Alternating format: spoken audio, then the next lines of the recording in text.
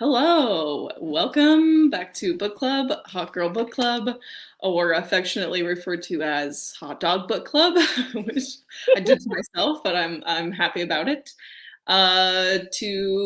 Tonight, we are discussing The King of Infinite Space, which is a modern queer retelling of Hamlet set in New York City. Very, very excited to have my friend Brittany join us. Would you like to introduce yourself, talk about your reading, your channel a little bit? Sure. Hi, everyone. I'm Brittany over from Literarily Smitten. I like to say I'm one of Noelle's first booktube friends because we You kind of are. bonded in the first couple months of our channel starting. But I tend to read a lot of historical fiction, nonfiction classics, and recently I've been getting into romance. That's like a new frontier for me. Ooh. But that's the majority of what I read over on my channel. I am kind of a spaz, it's fine. But I do love my history. I do love my kind of witchy things, and I'm just really happy to be here. So, yeah. Amazing. I'm so happy to have you that you could join me and talk about this weird, quirky retelling book. Let's see, for the fans at home, do we want to kind of talk in vague terms about what this was about before we talk about our ratings and everything? Sure. Okay. Let's do it. I mean, I guess I gave a brief little blurb, but it's like a retelling of Hamlet, which was fun for me because I think the last time I read Hamlet was half-assed in high school. I probably spark noted it more than anything because being forced to read something is never very exciting. So this actually made Shakespeare fun for me, which I found very exciting. I don't know, I just had this idea in my head of oh, Shakespeare is so stuffy and pretentious and inaccessible, which is, I know, the opposite of what Shakespeare was meant to be when it was originally performed.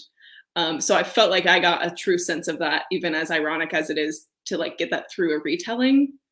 Yeah. How did you feel about it being a retelling of Shakespeare?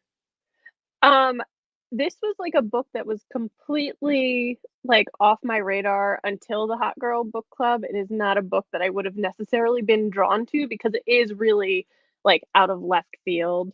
I don't read a ton of like contemporary anything, to be quite honest, but I was really excited about the fact that it was a Shakespeare retelling and a Hamlet retelling, because unlike you, I kind of was obsessive about Shakespeare.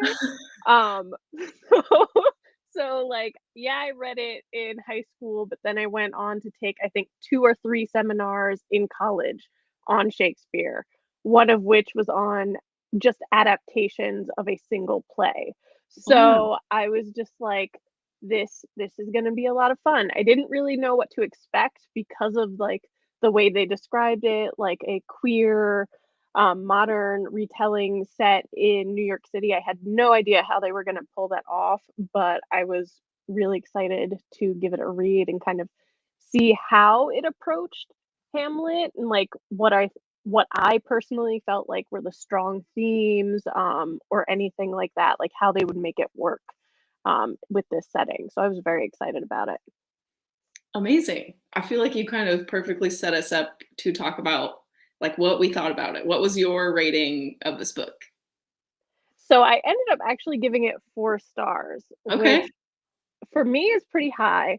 Um, I I thought it was really, really enjoyable. I think the only reason I maybe didn't give it 5 stars is because it like, it did take me a little while to really fall into this world that is so different from anything else that I typically read.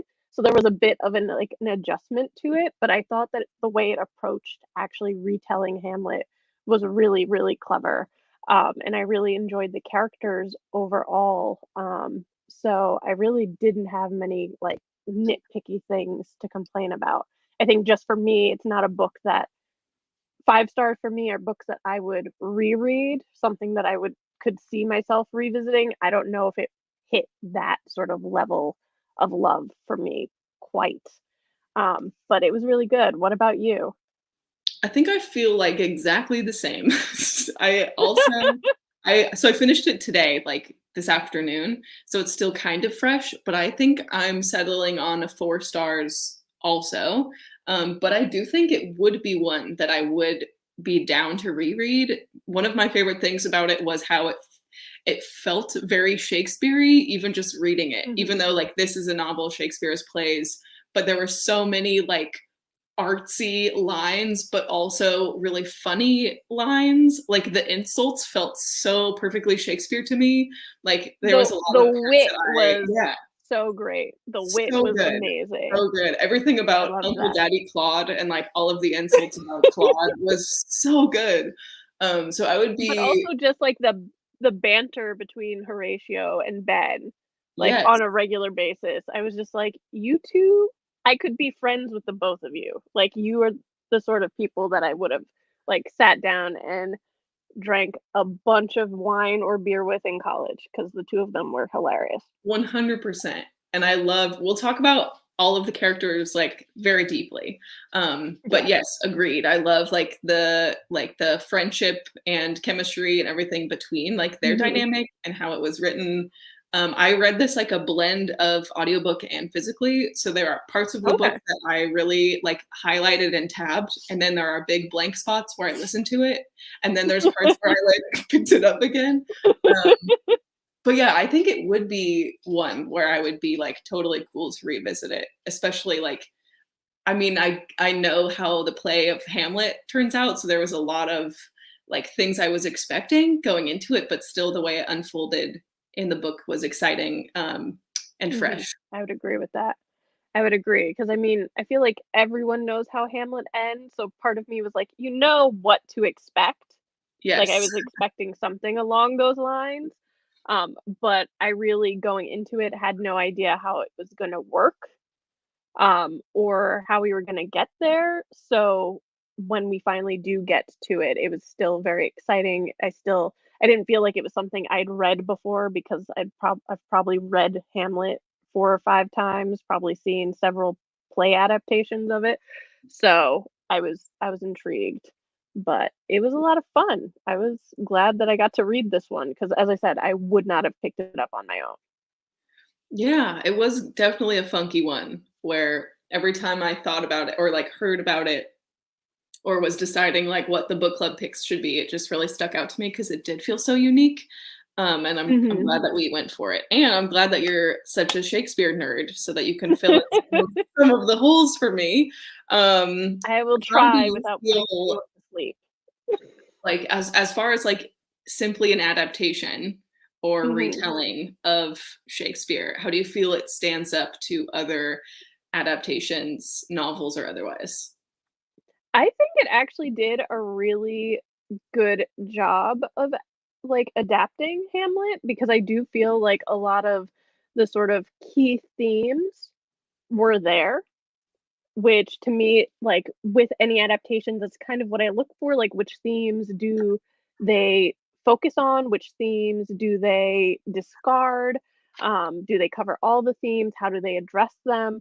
So for me, it felt like it hit everything that I thought Hamlet needed to be when with, like, stuff like talking about madness or, death or even, like, fate versus free will and kind of the only like certain thing is uncertainty type thing. Like there was a lot of um interesting ways that they approached it. And the way that they developed the characters too, I thought was really interesting because for the most part, they you could easily align them with the characters that were in Hamlet, even though these Yeah. characters were their own individuals.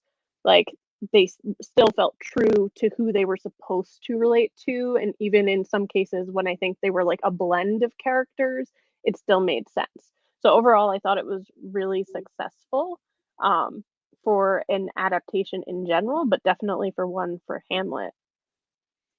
Oh, that's great. I feel like I feel the same, but I definitely do not have the breadth of Shakespeare knowledge that you do. So I'm glad to hear from like more of a experienced source that it kind of stands up that way. You mentioned like the themes, which I'm really excited to talk about because I felt like there were so many like juicy themes, which was almost So like many. such like a tone shift from like the banter and the way it was written, where the themes of Mhm. like madness, revenge, death, philosophy are all like baked in and pretty much like the Mhm. center core of the story. Um, how like what was the main theme that like stuck out to you, and like how do you feel it they were explored? Yeah, I'm trying to think what I feel like the main theme is, and I feel like one of the ones for me is always kind of like fate versus free will. So how much is just going to happen and how much of it can you like actually have a say in? And I feel like with the characters, especially with Ben, a lot of it he's always kind of pushing himself to like take action, but you never like is what his master plan is it gonna pay out basically is how it comes down to, but I'm always fascinated with, like, the theme of, like, madness overall, and I thought that was really well done here in how they approach it because it's not just, like, madness in kind of that, like, Shakespearean sense in that time period, like, Mhm. the sort of madness they're looking at is very much tuned in to what we talk about today with, like, mental health. Yes. And so the way that it approached that made it really feel fresh. So for me, madness as a theme, because of like some stuff that happens in in the book itself, that I didn't expect, I think was the one that really stuck out for me, and was really interesting to read about. What about you? I think so too. That's like something that stuck out to me a lot in the writing was in Ben's chapters has like these like chunks of his point of view that are in different fonts or like different size, Hmm. and it's like very creative pieces of like his narrative like literally being in his head. And he's also like throughout the book he's talking about like taking Adderall and different things. There's a scene where Horatio like says something to him and Ben is like, "Oh, how neurotypical of you to say that to me or think that like Yeah. I can just do that thing."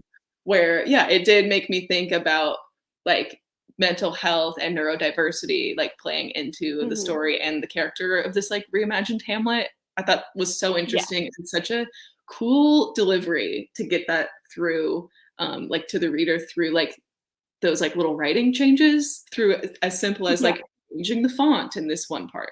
It was like so unique. And the first couple times I noticed it in like his first chapter, I'm like, what's going on? Like, what is Oh, this? yeah, no, I was And completely thrown by it. I was like, "I don't know if I like this or not originally," and then you kind of get used to it, and I was like, "Oh, this is actually kind of an interesting, like, way to approach trying to be in this strange character's head," because he does not think like anyone else I've ever read about. He's yeah, and it's really like out so there. absent from Horatio's chapters, and then Leah's Yes. chapters has like the thing with like the flowers, so it was very Yeah. easy to like differentiate whose head you're in, Mhm. which was really helpful. Yes. But I definitely did. Oh, hi, Brooke. Hello. But yes, all the different fonts. I think I even made a note at one point, like, why is there Comic Sans right now? Because it was just like, what's going on? And then I quickly realized, like, oh, that's how the author is getting across, like, what's going on with Hamlet and this that kind of like theme of Yeah. madness. And I like the way that, like, when it's supposed to be, like, his father, so, like, the ghost of Yeah. Hamlet Senior, like, it's constantly the same font, and it's, like, a very serious font in comparison to, like, everything else when the font changes. Like, he is, like, a voice of authority that's speaking, and so I thought it was really, really masterfully done as to how Yeah. they, like, approach that. Totally, because you're right, it's, like, similar but different, and usually when we get Mhm, that font that's meant to be his father, like, Ben says something out loud, and whoever he's with is like, mhm, "Who are you talking to? Like, why did you say that?" And that's the only time we really get him, like, outwardly interacting with, like, those little snippets, and then it mhm. took me a while before I was like, "Oh, that's how she's doing the ghost." Yes, I liked it a lot. let's see. I think officially disclaimer, we're about to go into spoilers just so we can cover our bases there. Shall we talk about the characters themselves? Mainly, I guess starting with like the three, Leah, Horatio, and Ben. Um, Sounds good. I think, let's see. Well, maybe who was your favorite to read from as far as the POVs? I think my favorite character to read from was probably Horatio, just because there was something about him, like his personality that just felt like it was a lot of fun, and he has feelings for his best friend and is trying to, like, wade through all of that while also being there to support Ben, who's going through hell because his father has died and just everything that's going along with it. So for me, Horatio was a lot of fun. Ben was too, but, like, Ben with the philosophy stuff sometimes, like, I felt really dumb. Like, I just felt like some of it Yes. went clear over my head when he started talking about the cosmos and, like, physics, and I was just like, this is a lot. It makes sense for the character, but it was a lot to, like, take in all at once with him. Like, he is a lot. Yes, What and about I that's you? something I really liked about his character is that Ben was so clearly a genius, that I Mhm. like that he wasn't just this, like, helpless prince, who sees ghosts. He is, like, clearly so smart and has such a specific, unique way of moving through the world, but same. There were certain parts where it was like, "Hey, chill on the philosophy, man. Just, answer Horatio's question, damn it." But, that was, like, And part of it's the like charm too. It's like, it's just Ben yeah. being Ben." Yeah, it's like, "Can you dumb that down to, like, kindergarten level for me, and maybe I could understand everything that Ben was talking about, maybe." Yes. Oh, I was totally cracking up, that one scene where, Horatio is getting his, like, suit tailored, and is it Vinny? That's, like, that character or Yeah, something like that, and he yeah. keeps saying things not in English, and Ben is getting so irritated by it, and it's like, "A taste of your medicine, man." Like Like, you make no sense on a regular basis. Yeah. But yeah, no, I that was a also lot of fun. loved reading about Leah, and I felt like her story, I think I was maybe the most intrigued by because it felt the most reimagined. Like she Mhm. felt very like empowered and had a lot more agency than in the original Hamlet, where it's just like men telling her what to do to the point that it like throws her over the brink. But there was that like sweet reveal where she learns at the end, like, oh, I've been dead this whole time. And then me, who's like, well, yeah, I knew that was coming, but I didn't know it was coming in that way. I thought that Yeah, was so clever with, there was a total Sixth Sense moment there, like, the dead don't realize they're dead. yeah. And she was asking like the weird sisters, like, when were you going to tell me? And they're like, you weren't ready yet. Where it was just like, I had to like put the book down and think about that. Like, how did I you didn't know? literally, like I literally, like, dropped the book. It was just like, "Wait, wait, wait, wait, wait, wait. Rewind. Did I just read that?" That was my reaction to it because obviously I knew something like that, like, she's gonna end up dead at some point, but I did not expect it to be that way at Yeah. all. Yeah, I did not either. And then, the reveal also that, like, Ben's letter to her was actually his eulogy to her, which was like, Mhm. "Oh, well, now I'm super sad, wow." Because there was, like, a line in that letter of, like, I because of what happened, we can never be together again," or something, where it's Yeah. like it just felt, like, dramatic, but sad, and then when it was like, "No, this is the eulogy," that really hit in a specific way.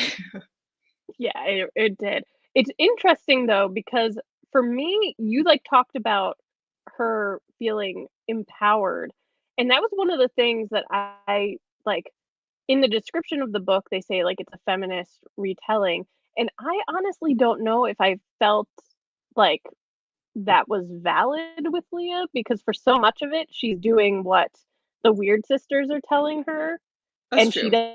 doesn't even know what her she doesn't know she's dead, so she doesn't know, much about herself, and so, yeah, it's not the men telling her, but she's not completely in control of the situation either, perhaps until, the very, very end of the book where she's like, "Okay, but I wanna do this thing." And she's like, Yes. "Can we make this happen?" So for me, I was like, I don't know if I was completely sold on it being a feminist retelling with Leah.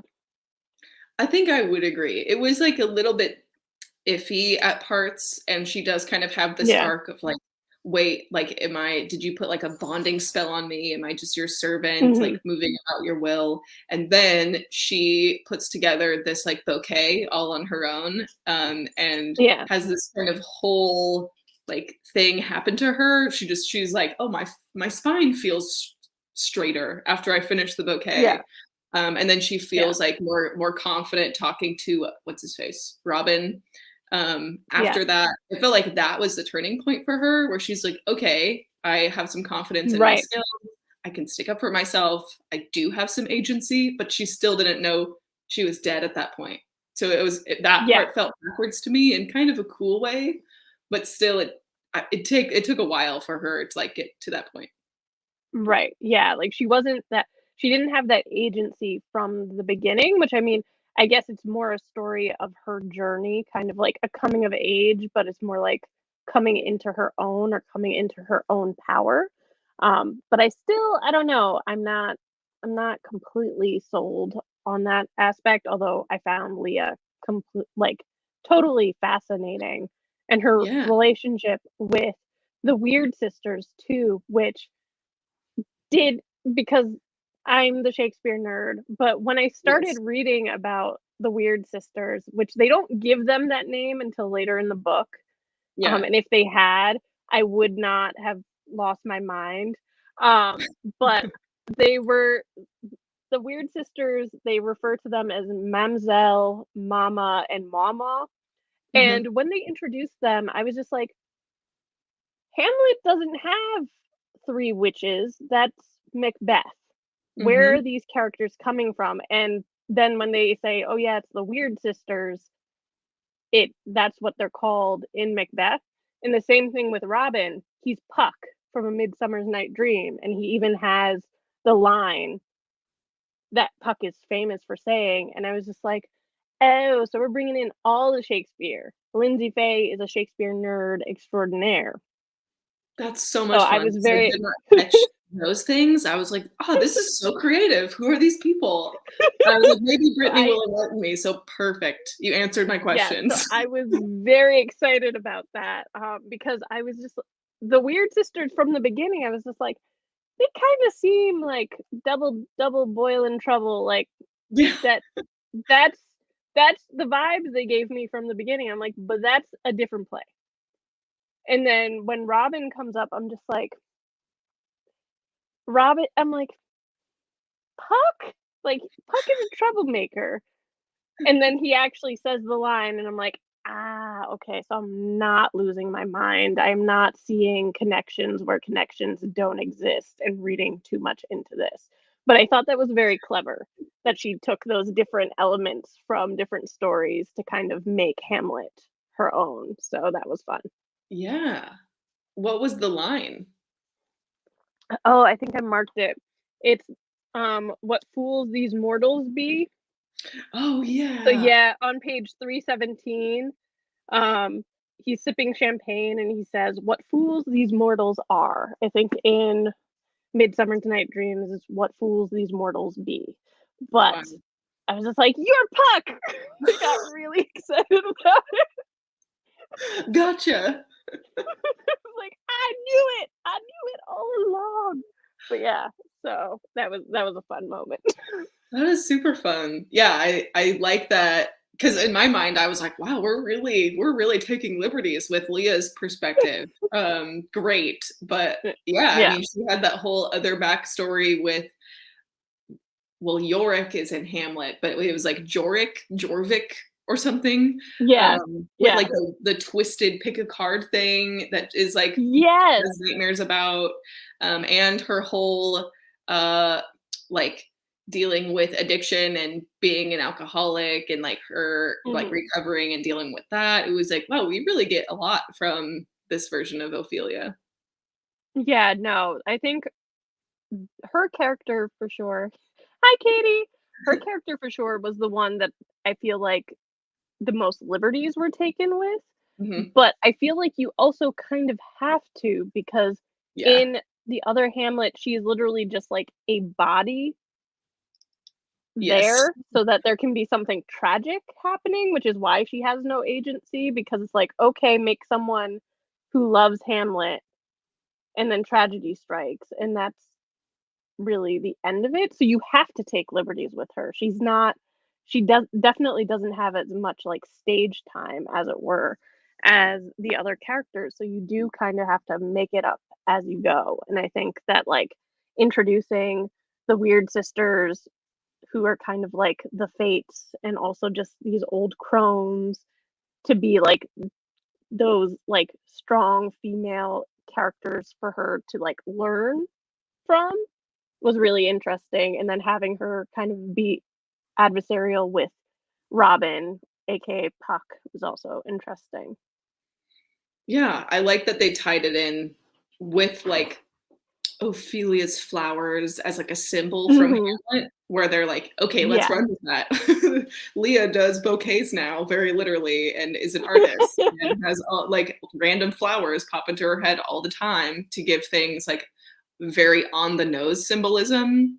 Like, I don't even know if you Mhm. could call it symbolism because, like, a thing will happen, and then in Leah's head, she'll be like, "Carnation means Y this," where it's like, "Okay, yes. punch me in the face with it, Lyndsay Faye," but, like, I really liked how kind of It wa cheeky and clever it was that she was, like, spelling out, like, "Here's what I want you to take from this scene." well, I think too, it's, like, one of those things where, like, I feel like the meaning of flowers has probably been lost to us in the 21st century, where Mhm. I think the meaning of certain flowers and herbs would have been more common knowledge to people living in Shakespeare's time, um, especially, like, I feel like we all know, like, red roses are for true love or, like, we know those random ones, but, like, there are so many other layers to flowers, so I felt like it was kind of necessary because Yeah. I don't think most readers would have, like, if you dropped in the word carnation, like, looked up the meaning of a carnation. Yes. Yeah. Um, so I thought it was quite nice, and I feel like it made sense for the character too because it was almost, like, encyclopedic Mhm. where she's learning from the weird sisters all of these different flowers and there's these meanings so she can put together these like bouquets for people. So it's like something clicks in her mind and she's like reminding herself almost like a flashcard. Like, okay, a forget me not is this thing, a gladiola is this thing. So it made tons of sense for her. Yeah, I got that vibe too. It was almost like flashcard encyclopedia. Yeah, which I thought, Yeah. "Oh, yeah, of course, like, Leah is learning the properties of magical flowers, like, sure, that makes sense for her," but also it was like eating my vegetables as the reader of like, "Okay, I'm Yeah. picking this out here, and we're talking about this now, okay." She was really holding my hand through those scenes, which was, I thought, Yeah. really clever. Yeah, especially because it's such a polar opposite from like Ben, where he is explaining himself very thoroughly, but I was just like, I don't get it. Like, I don't it doesn't compute. Whereas like Leah was very on the nose, and I was like, oh, okay. So it was nice to see that like contrast between how their two minds work. Like hers is Yeah. very ordered, his is very disordered. Yes, and then Horatio is just there, like, being the sweet angel that he is. Oh, Horatio. I love Horatio. I love him. How did you feel about, the extra layer of Horatio being in love with Ben and their relationship and tension and all of that? I actually really enjoyed it because I feel like it's one of those things where it's just like he's he's like loyal to a fault, Mhm. but why is he loyal to a fault? Like, like, it gives a motivation. It's like, "Oh, he's loyal to a fault because he loves this man." Like, Mhm. he would do anything for him. And I think he's just one of those characters that loves with, like, so much of his being that even when it comes to, like, Leah, like, it made sense for him. But I did like the layer, there just because I do feel like it added something to the relationship between those 2 characters that wasn't there in the original Hamlet, so it made it feel fresh and new, but it also like, the chemistry between them was also just great overall, so I was glad for that. Yeah, I liked their relationship a lot from, like, we got some of their history as, like, being Mhm. friends and then being friends with Leah in the mix, and then they had, like, a one night stand and then kind of fell apart. Like, we got their whole, like, history, and then Mhm. the new tension of, like, "Okay, we have to talk about this one night stand. Okay, well, I'm in love with you, and what like, could you be in love with me? Like, what's happening?" I loved that whole dynamic. I think you're right. It added, like, a fresh layer to it, and also exactly gave like a reason to Horatio being so like dedicated and committed and loyal, and like unconditional in his like support, Mhm. because I don't remember if Trudy said this or if Ben like put it together that like Trudy could never get anything from Horatio, so that's why she had to hire the twins to like spy on him. Right. Like, what other reason would Horatio have not to be bought by Trudy other than like his true affection and love? Especially because his character is from, like, a completely different background from Ben, like, Mhm. they Lyndsay Faye, like, maintained the fact that, like, Ben is a Danish prince Yeah. by saying, like, his last name is Dane, Yeah. and he's, like, from this really, really wealthy family, and you have Horatio, whose family is definitely not wealthy, and so Ben is constantly, like, buying him stuff, like, he pays for the suit, and he gets him that, like, sword or the saber, Yeah. which he just like which was just funny because it was, like, such a tongue-in-cheek moment where he's like, "Well, if we're talking about accessories, get me this," and then Ben actually does it, um, but, like, it just to see the 2 of them who are so very different, um, and Trudy not being able to buy Horatio when, like, it probably could have helped his family, helped himself, like, it was Mhm. nice, like, he didn't have any, like, selfish motivations.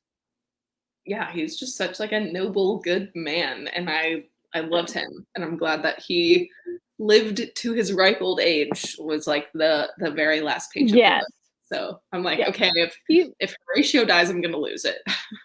yeah, he was such a sad puppy, but I love it. He's k my I have a friend that we always talk about, like, kicked puppies, like, as this idea of, like, this person who can just be, like, abused and mistreated, and they're just such faithful, loving individuals, like, it does not do anything, so we always say, "Oh, they're such" like, they have, like, a kick puppy vibe, like, you don't wanna kick a puppy, but it's there was something about him that was sad and sweet and just the faithfulness to Hamlet was and Ben was just great.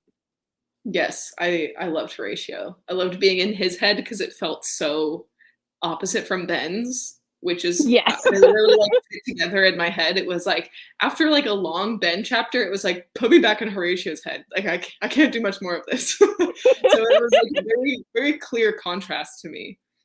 Yes, yeah, and I think that was really one of the strengths of the books too, is that you have these 3 POVs that you're, like, switching between over the course of the book, but they all felt very distinct, and it's Yes. not and in feeling distinct, it didn't feel choppy, it didn't feel like you had, like, a different author writing each of those sections or, like, they were from different books.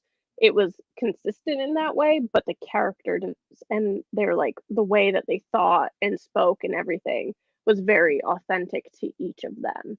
So that I feel like was one of the strengths of the book overall. Yes, could not agree more. Usually, especially in, like, fantasy novels where you get like multiple POVs, it just all can very easily blend together and you're like, whose chapter is Mhm. this? And I never once felt like that or even came close to feeling like that in this one. Yeah. No, I'd agree. What else is on my little list?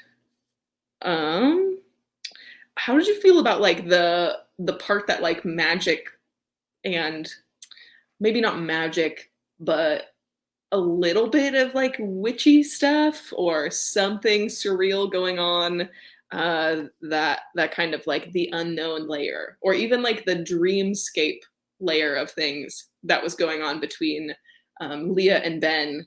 uh, how did that like play a part in your experience? The dreamscape, I think, confused me initially because I was just like, "Okay, how are they actually in each other's dreams?" Because, like, I think when we start the book, we're in Leah's perspective, and Leah has somehow ended up in one of Ben's dreams, and they're talking to each other in said dream, and Mhm. that happens over and over again where Leah ends up in Ben's dream/head, or he ends up in hers, I think, on at least one occasion. And I I was very confused, and then you find out she was dead all along, and Mhm. I'm just like, "So he's dreaming he's connecting?" Like, that was the thread that I was just like, "I don't get how those 2 things work." Ah, Like, how the dream sequences work, but then how knowing, like, Leah's been dead this whole time, how that also kind of links together to allow them to share this sort of connection. So that for me was like one of the strands that I still like I don't 100% get, or that didn't feel completely formed. Like, it was entertaining. Um but I don't think it was really explained why that connection was there beyond like, oh, they were engaged to one another when she died, tragically. But I don't think it was really clear why those 2 would be able to do that. yeah, like there's at the end Leah is talking to Robin and the Weird Sisters about like, hey, like, can I talk to other people or can they talk to each other? Like she kind of brings it up. Yeah, I think on almost like on Horatio's behalf to like make sure that he could right, still be able to talk to Ben in the way that she had been. Um, right. but that's kind of like all we get. The other thing though is that when Leah and Ben meet in like the last dream, they make a point to say like how they're both adults at the age when they died, Mhm. where Yeah, before like they were both like children in the dreams, which I thought like, yeah, okay, so there's some differentiation, but that did still seem like very woo woo to have this like layer it did. of dreams, but also I felt like it kind of added to this almost like the theme of madness because there were a couple times Mhm. where things would happen in a dream and then in the next chapter or next POV I was wondering like how reliable is that piece of information or are they going to talk about this or is the other person going to remember that or what like was that person actually in the dream or did they just dream about the person. So it was Right. kind of a cool like extra layer of mystery but there were parts where I definitely was confused. Yeah, I mean, to your point, I feel like it made a lot of sense as as, like, contributing to this question of whether Ben is, like, sane or not, because he's having these dreams, and then you have that moment when you're like, "Oh, Leah's been dead this whole time, like, who the hell has he been talking to then? Like, what's going on?" Like, how it does call into question, like, how reliable that information that you pulled out of those dream sequences actually is. So I think it made sense, like, thematically. I just don't know if I feel that it was, like, super clear or, like, came to fruition at the end, for me. I feel like I still had quite a few questions about it at the end, whereas a lot of the other stuff I do feel like it all came together, like those loose ends were tied up. This one, I don't know if I was as convinced about it being tied up. Yeah, I would agree. That definitely felt like it was maybe like the one thing that was really left like Mhm. open-ended. Otherwise, like I wanted Yeah. to know if Horatio was able to talk to Ben, and all we got was like Yeah. Horatio published many books and lived to a ripe Yeah. old age. And I was like, but did you talk to Ben? Yeah. Like, tell me. Tell me. Tell Uh, me. like I would have liked that to be more clear, and then the whole dream thing I did want more info on too. I didn't mind the like woo woo. It made sense, I think, overall, like having Leah kind of fall into like the like kind of witchy stuff, because I do feel like there's a lot of there's like a lot of literature out there. There's a lot of talk like on social media about like witchcraft and Wiccan being like really feminist.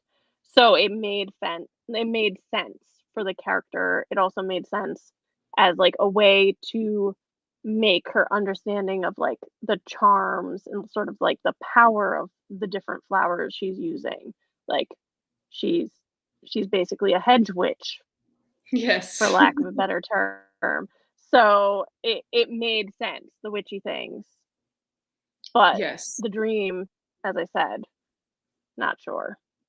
What did you think about like what were your impressions of the weird sisters? Because I like I said earlier, I figured out pretty early that they were the witches from Macbeth now in Hamlet, but you not making that connection, what were your thoughts on Mamselle, Mama, and Mama? I was just along for the ride. And like, I don't know who these kooky old ladies are, but like I love them. I thought they were so fun. Like, what the heck? These like old ladies running a magical flower shop. Like this feels out of left field, but I'm here for it. And then especially like having them like take in Leah. I don't it seems obvious now, but like I don't know why I didn't put together that it was like an afterlife kind of a situation. Uh, but there is that whole thing with the woman Jessica who like bangs down their door and is like, I need something to keep my abusive ex away. There's like that whole plot. And so I mostly was like, ooh, like shiny, what's going on here? And I didn't like think about it too much about who are these very crucial three old ladies. But yeah, of course they're Love. ties in Shakespeare. I would love Lyndsay Faye to like write a novel just about them, Yeah, I thought they were because so I like richly written. they were also comical. I like at one point I literally I don't know if you've ever seen that Disney movie Hercules Yeah. with the like the fates with Oh my that they God, cut yes. the thread, and they have that weird banter between them, and I was literally like I could totally see Mama being the one that's like always losing her eyeball. Like I was literally visualizing them the way of the fates in the Disney Hercules, because I was just like, you guys are cracking me up. Like That's so weird because I shit you not, I had the exact same image in my head. There was a part because I had no idea who they were, so I was like, oh, maybe they're like the three fates. That would make sense. yeah. Like three weird old ladies, like it checks out. And I totally went to the fates from Hercules. And That is I mean, hilarious. it made perfect sense, because I mean the theme of like fate versus free will, and like if they're the fates and they're these figures of like this checks out. But I had very vivid like mental images of those three characters from Hercules and Mama, who like let's be real, she's the unhinged one of the group, Yes. where the other two Yes. are like, did you take your medication? Like I swear I will make you take medication. Like they're bickering like siblings, and it was they were just a lot of fun. Like their whole anytime they were on the page, it was like this is just going to be really entertaining. Oh yeah, I loved them. And the only time in the book where Mama actually says like a paragraph is when Leah is like, what happened to me? Who am I?" And that like the pure fact that Mama said more words to her than ever before makes Leah go like, am I losing it? Like what's going on? This is the only time Yeah, you've ever made sense. I thought it was so funny. no, they were hilarious. So I would love a book on the 3 of them because, I mean, you don't know, like, they're kind of a big mystery. You don't really know exactly where they came from. Like, they Mhm. have these what we think are, like, roots with New Orleans, um, but yeah, like, we don't know much about them. They kind of just exist within the realm of this flower shop with these charms that they dole out, and they've taken Leah in, um, during this really difficult time, which, I mean, for a long time, because we don't know that she's been dead, we don't know what actually happened between her and Ben. Like, we have no understanding of why they're not together.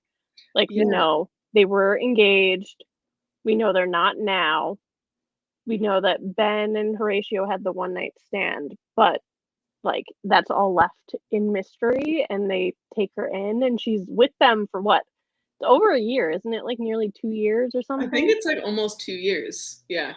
Yeah, so she's been just kind of crashing at their flower shop for 2 years. I know. We Yeah, it should have definitely set up felt like some the alarm strangest bells. part, but yeah, I loved it. Yeah. Yeah, and then, like, Robin being from a completely different play also, which I had no clue. I was like, "Who is this weird old man?" But, I yeah, that makes sense why it was so strange, but so lush. like, it was interesting because the Weird Sisters I kind of picked up right away. Like, I made that connection, and then it was confirmed later. Robin being Puck took me a little bit longer, but I feel like it ended up making sense in the way that, like, these are like, those sets of characters are kind of so steeped in magic in their own universes within Shakespeare that it like, for them to just be here as part of that kind of magical realism-ish Yes. element makes sense. Yes. I loved it. I loved all of, like, picking up those little pieces and, like, highlighting little For sure. lines where it was like, "This sounds like Shakespeare, but I don't think it is." And then sometimes I would I look it up and totally be like, did that too. "Well, I'll be damned." Like, "Okay, that was a line." Um, I Yeah. was, like, stupidly excited when I found the King of Infinite Space line. I'm like, "Ah, there it is." There it is. I kept waiting for Yeah. "Goodnight, Sweet Prince," but I don't think it was there. No, I don't think it was there either. Um, but I did like the kind of cheeky nods to, Mhm. like, Shakespeare, whether it was Hamlet or some of his other works throughout, so that was good. What did you think about Trudy? Let's talk about Trudy Oh, yes. Dane. Yes. Like, what a character, and I love that, like, at one point, Ben has this big confrontation in her and then makes a point to say, like, "My mother is, like, so polished and, like, has her nails done, and her blonde hair is curled, and she's, like, head to toe in pink Lululemon," where it's like, how can this be, like, the mastermind behind things? Was like, "Wow, Yes. okay, like, it can be a blonde rich woman who is the supervillain." But Yes. I thought she was quite a calculating piece of work, that's for sure. Oh, yeah. And I mean, like, her relationship with Claude, who is the dad uncle, Oh my god, um, Uncle for the Daddy Claude got me every time. yeah, Uncle Daddy Claude, and their relationship and how, like, basically for years they've been sneaking around Mhm. behind Ben and his father's back. and, like, the contrast between his father and Claude, like, in appearance and just, like, demeanor was really interesting, Oh, but yeah, the because insult Ben puts them on that he whole roast at the end where he's like, "Here's this Yes! disgusting picture of my Oh my dad. god, the Here's this roast. very unflattering picture of Uncle Daddy Claude," like, at this very public gala, and the whole crowd is like like, I thought that was so Yeah, funny, like, roast it him, Ben. it was such a roast, and it was, like, so cool that that was how they decided to do, like, the play within the play Yes. for Hamlet. Be but the thing is, like, in Hamlet, I feel like it's Gertrude who, like, is so, like, affected by the play, and I feel like Trudy is just a cold, calculating bitch, like, she Yes. does not seem to show any normal human emotion at any time. Like, she just does not seem to have it in her, and even when she's trying to play, like, concerned mom, I'm Yeah. just like, "I don't really believe you, like, you tried to kill him, like, how loving of a mother could you possibly be?" Yeah, like, the whole thing with the clocks and, like, the theme of, Yes, like, time where, like, Trudy collects yes, clocks, and every time Ben goes into the house, he is, like, surrounded by, like, the tick-ticking was so yeah, eerie because it's like, "Okay, I know that time is ticking, like, I know how this ends," but it was a little bit on the mhm. nose in, like, a really fun way.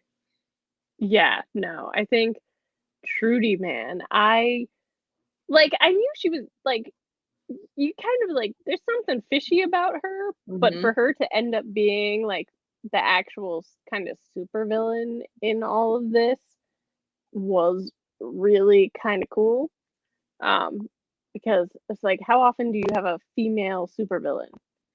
Yeah, I thought Like, so it too. wasn't Claude. It wasn't Claude. Like, I Yeah. expected it to be Uncle Daddy Claude who would mastermind this whole thing, and it wasn't. It was Ben's mom. Yeah, she So even explains, like, "Oh, well, like, how she was something to each of the 3 men, like, Jackson and Claude and Paul, when, mhm, Ben was like, "How come all of them fell for you? Like, what have you been doing?" And she's like, "Oh, well, Jackson wanted to be validated, and, um, Claude wanted to be as good as his brother, and Paul, like, I forgot what she said about Paul, or like he wanted to be told he was like doing a good job or something, or like just yeah, be heard or whatever. But yeah, she yeah, was very like nonchalant about how she like manipulated all 3 of them to get herself to like an elevated point yeah, of status from like what she grew up with, like being completely destitute in Texas when she was young, was like, damn, Trudy, like, okay, you really are calculating.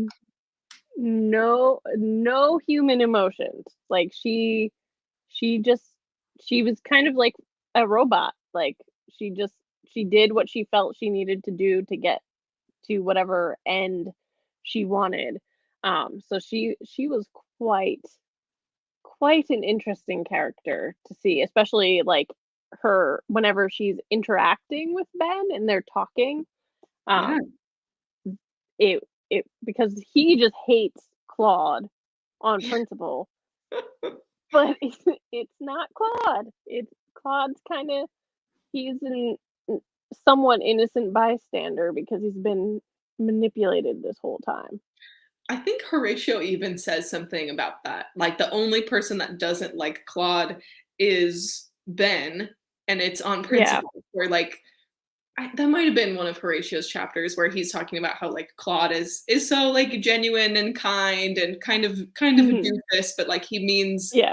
well and is genuinely like a Yeah. good, nice guy. And Ben just Yeah. hates the guy. Yeah. His Ben's just like, no, no, no, no. Um, what did you Paul? Because you mentioned Paul, which Paul is Aaliyah's father and like kind of a stage manager, but kind of not because basically the Dane claim to fame, apart from the oil money, which is kind of has allowed them to live a certain way, is that they own and operate this theater in New York City. Um, but Paul is kind of like the man who knows everything about how the theater operates, and he's also Leah's father. What did you think of him? I thought he was really interesting, like fixture, and I liked the way that that was adapted. Like I just the whole like theater in general, I thought was a fun way to kind of bring like a sense of royal hierarchy or like kingdom Mhm. as kind of a metaphor from like Hamlet the play into this like retelling. Yeah. Like okay, they have money, but they also have this kingdom of the theater, and Paul kind of runs the theater with no it's like a thankless job, but he has like his finger in all the pies, as they keep saying. Yeah. And then he seems like this good guy. He's like Leah's father.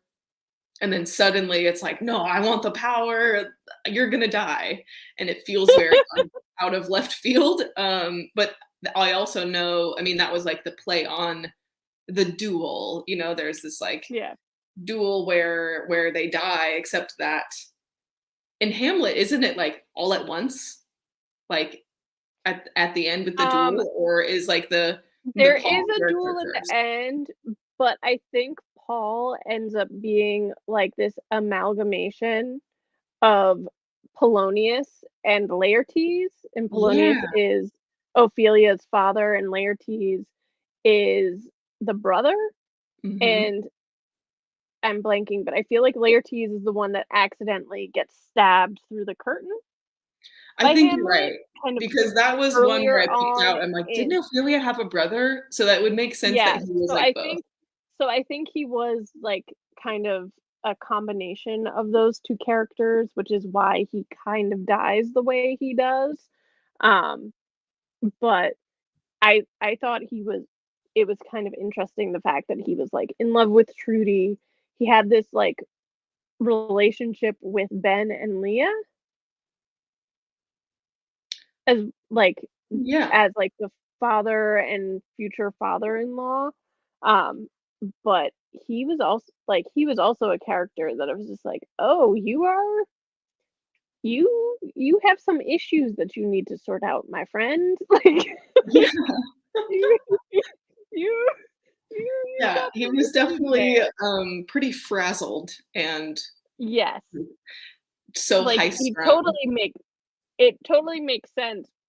Like, he gave, like, stage manager vibes, like, the stage manager who, like, opening night is scurrying around, like, making sure everyone has their costumes on, is in place, but also has to make sure, like, the lights are working and make sure people are in their seat. Like, he gave off that vibe of opening night constantly.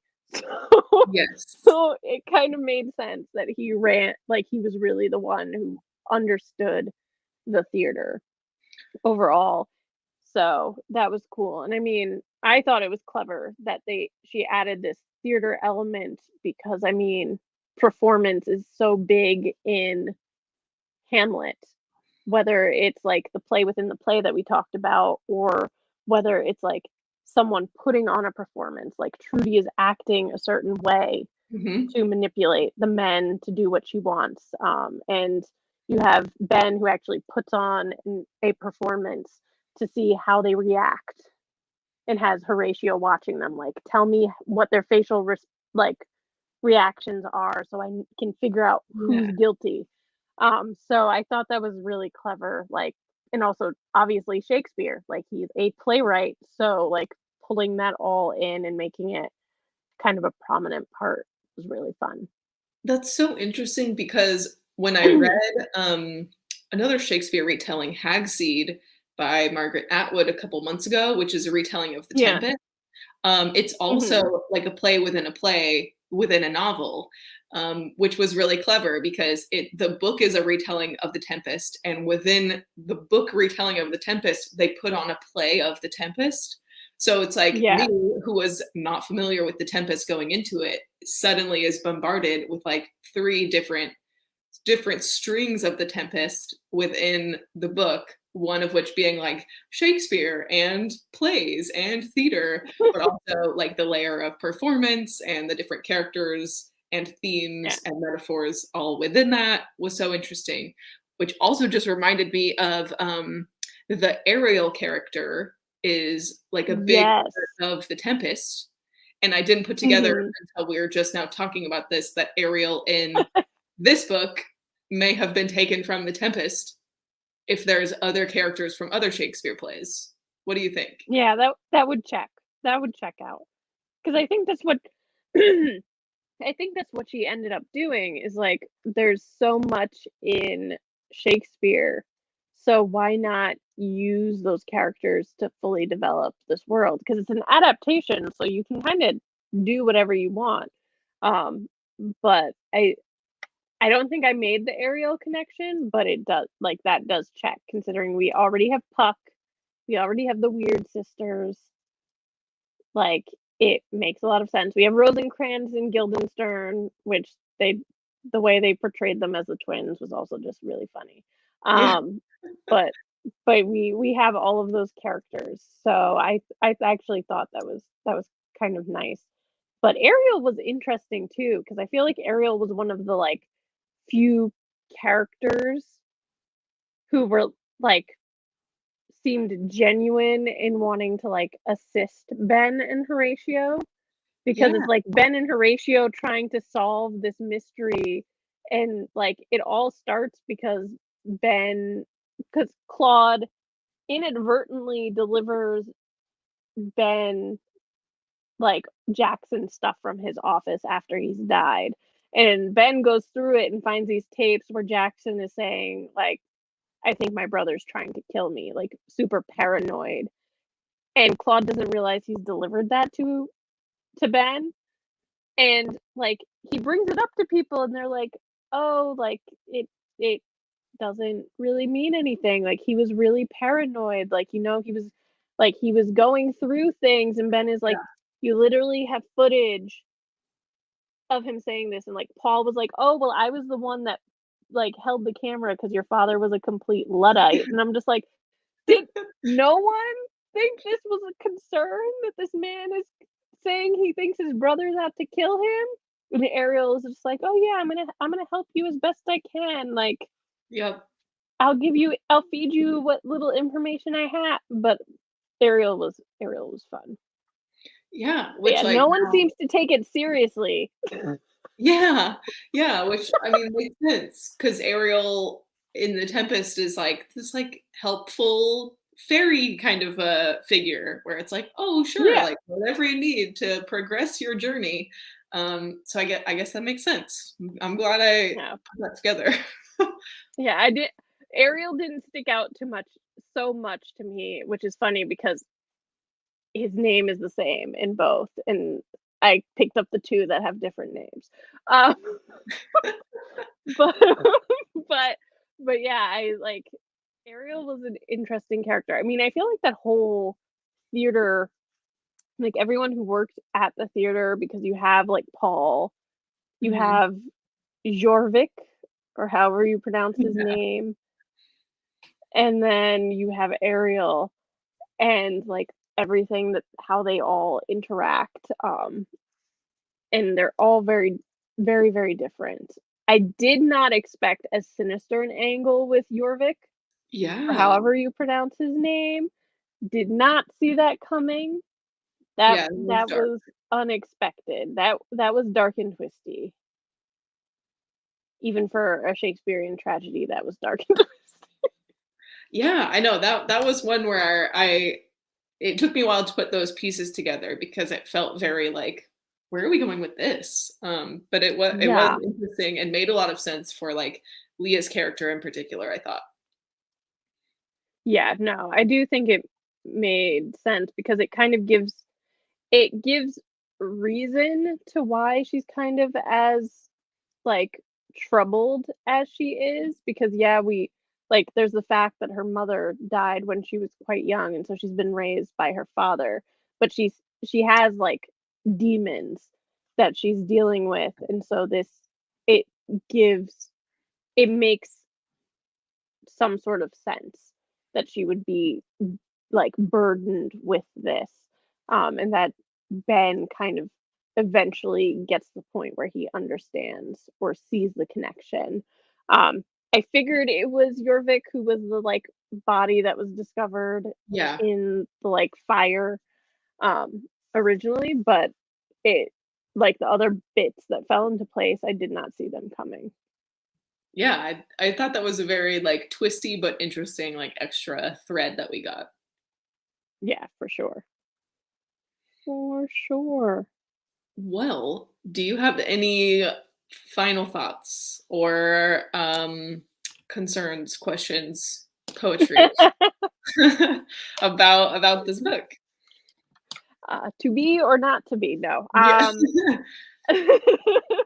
I honestly am just so glad that I read the book because I do feel like I've said a million times, this is not a book that, despite the fact that I am so obsessed with Shakespeare, I would have necessarily picked up. But I do feel like it was a really, really fascinating way to retell like Hamlet and to make it accessible to people because I do feel as though like Shakespeare is really intimidating to most. And this you get the same flavors of Hamlet in a digestible way. Yes. Which I think in order to do that shows that probably Lyndsay Faye is even more of a Shakespeare nut than I am because she was just like, let me make this like modern day and make it make sense. So I thought that was really clever. And I thought it, as we were talking about at the beginning, there's like, it's a tragedy. Like, there's no way to avoid that. This is going to be like, it's a book that talks about tragedy for various characters. But there's a lot of humor in it, which again, I think is very true Mhm. to like what Shakespeare wanted. Like, Yes. he had the tragedy, but he also had those kind of quips and those lighthearted moments that were like directed at the like more common folk um in the theater. So I think she really did a good job at capturing everything that is Shakespeare, turning it into a novel and making it queer, feminist, and modern. So I loved it. I really did enjoy That was so well said. That was, like, all it. of my thoughts perfectly wrapped up with a bow. Thank you so much for, reading this with me and discussing and unpacking your Shakespeare knowledge with us. That was so helpful. Always glad. Hopefully, I didn't put anyone to sleep geeking out on my Shakespeare, but thank you so much for letting me read this with you and be part of Hot Girl Book Club. I hope to do it again sometime. Oh, yes. Happy to have you. Next month, well, this month, January, we are reading the Beasts of a Little Land by Hu Hia Kim, which is historical fiction around the Korean independence movement, I want to say, or Mhm. Korean something in the early 1900s, that I will be reading and discussing with my friend Nicolee of Bonbon Reads, and that we will be discussing the first Oh. Wednesday of February. So we will see all of you in a month from now. Thank you for reading and watching and discussing, and I'll catch you next time.